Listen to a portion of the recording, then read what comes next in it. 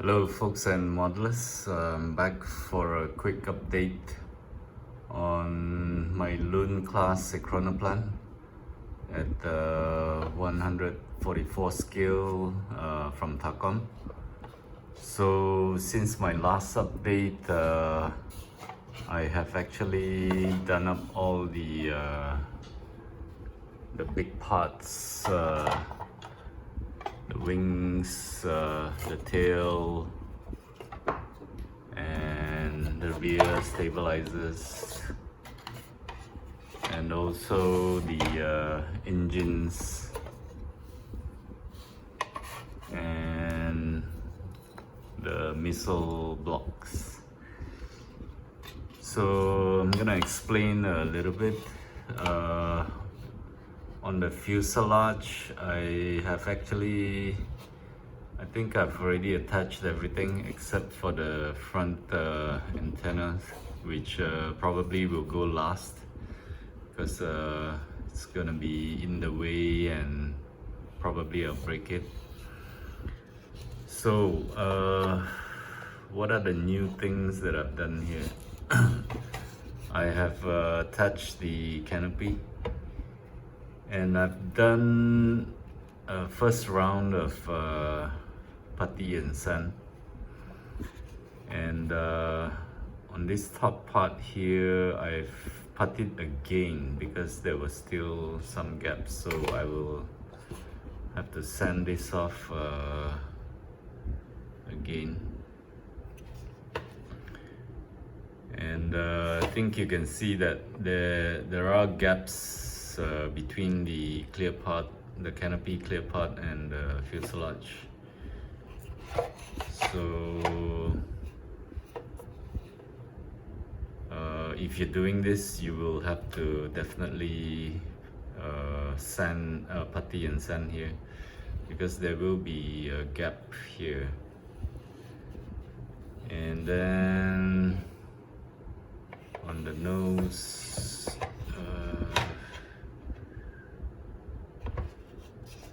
I've painted this area just to check on some of the gaps, and on this middle part here I have puttied it, and I'm still waiting for it to dry. So after this I'm gonna sand this to eliminate the gap. And probably I will have to sand off here all these areas here which I added the putty. One of the things to take note is this clear part here. When you attach this, there is a step between this fuselage portion and the clear part. So what I did was I cut off this this area to make it to the same height as this, because otherwise there is a step there that is quite visible. So the clear part is actually bigger than, wider than this fuselage area. So I've already cut and sanded it. I think you can see quite a heavy sanding on this area here. So I think there's a little bit of I see a small hole there, so I'm gonna have to putty this again. And on the fuselage, I think you can see that I've actually roughed up the surface instead of the original. Just hang on a minute, my light seems to have dropped. Okay, okay, I was saying that I roughed up the surface because I wanted the texture to look a bit rough instead of the smooth surface, because I'm gonna make this to be a really rundown Ekranoplan, which is actually trying to get the realism of the real plane, which was, I think, abandoned in the sea for what, like 40 years. So for all the parts, I've used a rough sandpaper, I think 180, to rough up the surface, just to get a rough texture. But I'm not sure how this will turn out after I paint it. It could smoothen back out. So instead of just, you know, weathering it, I wanted to make the surface to look a bit worn out. So same goes for this. I think you can see the sandpaper marks.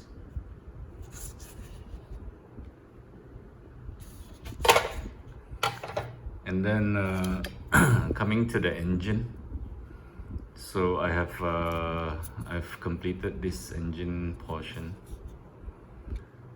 And the thing about this engine is it was really difficult to get the seam lines to disappear, especially in this in between the engines here.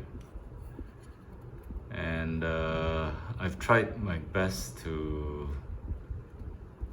file it, to sand it, and then I think you can see some putty left there. And I've also did the sanding before I glued this without this internal piece, so that I can get my file into the inner surface. And same goes for this side. Before I attach this, I just dry fitted this top and bottom piece, and I tried to sand off as much as possible on the seam lines. Not sure if you can see, the seam lines are pretty much gone. Otherwise, the seam lines on this area will be quite obvious and quite bad. So the design of this kit, the way they assemble it, I think it was, I wouldn't say it's a bad design, but it's a design that it's so difficult to clean up the seam lines.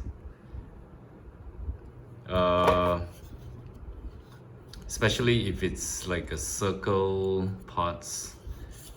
They could have actually like had this portion molded in one piece, and then you know, for example, the entire front piece is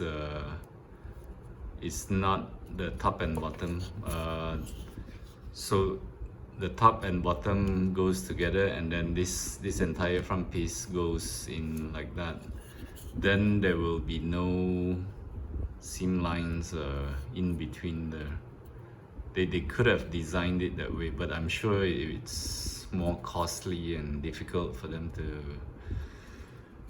to make the tool, and you know, because they would have to do slight molding, I believe, if this is an entire piece. And same goes for the back. They could have made this entire portion in one piece and then attach it to this. So yeah, they made the manufacturing easier, but then the assembly became very difficult. So yeah, that's the thing about this engine. And I'm not sure if there's other ways to do it better. But that's how I did it. I tried to sand off as much as possible before gluing these two pieces together. Then after gluing, of course, there are still seam lines, so I just have to reach in between the engines here. So it's the same for this.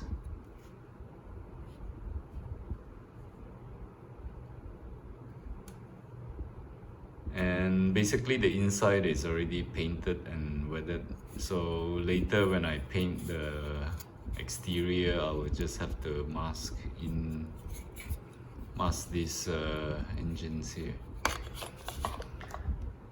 Then I have the 3 missile base. So same goes for this. Very difficult to clean up this top and bottom piece. There is a seam line there, and there are these lumps here which are in the way, so you can't really just sand off the whole thing. You have to avoid these. Some people would cut these off, sand the whole thing, and then glue back, like using some other plastics. But for me, I try not to cut off anything. I try to avoid it. So I think the seam lines are not visible anymore. And especially if I paint it, definitely it's not gonna show. So that was the difficulty on this missile base here. And I think the surface, you can see it's a bit rough because I used the 180 sandpaper to rough up the surface, because I want this plane to look really run down. So I want the surface texture to be rough instead of smooth surface texture. And this is the tail. Same goes for this. I roughed up the surface. And these seam lines look a bit risky after I paint. Not sure. I think you can see the seam lines, but maybe after painting it, because I can't really feel anything with my nails when I touch this. But if it's not too deep, it should be covered with primer and paint, so it should be okay. So I think most of the big parts are all done up. Seam lines are all sanded, puttied. So after this, what I'm gonna do, I still have to work on the fuselage to clean off this area here, and clean up a bit on this rear clear parts here. This is gonna be a bit tough because there are a lot of things in the way. And yeah, I'll still need to sand off these putties. And then basically the bottom here is okay. So after I cleaned off here, I should be able to attach all the wings, the tail together, and also with the engine. Oh yeah, another thing about the engine is when I tried to put this, I've already tried to dry fit it, and there was a serious step between the engine and the fuselage. So I tried to scrape off the bottom here so that I can bring it down lower to the fuselage level. So, but there is still this quite a visible line, which I know I will definitely have to putty and sand off this area here. So that's gonna take some time also. So this kit, even though there's not many parts, big parts, looks simple to assemble, but there are many seam lines to get rid of, and that's what's taking up my time.